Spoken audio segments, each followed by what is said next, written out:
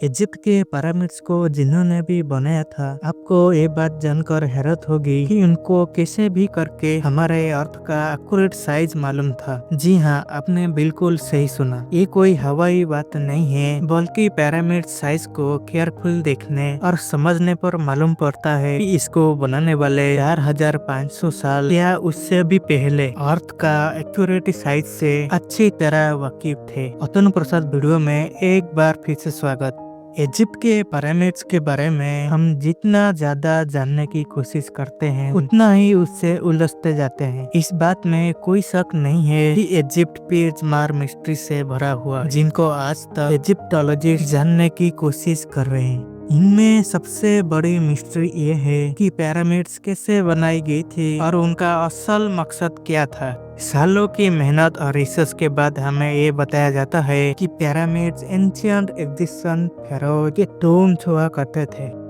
ये फेरोज इजिप्शियन के लिए एक किंग से बढ़कर भगवान के दर्जा रखते थे, जिनको पिरामिड्स में ही दफनाया जाता था। लेकिन असल में आज तक इजिप्टोलॉजिस्ट और आर्कियोलॉजिस्ट को पिरामिड्स में से एक फेरो की मम्मी भी नहीं मिली, बल्कि कहीं भी किसी भी पिरामिड से आज तक कोई मम्मी मिलने का एविडेंस नहीं मिला है। हमारे पास जिस चीज का एविडेंस है वो ये है कि the great pyramid 23 lakh limestone block से मदद से बनाया गया था।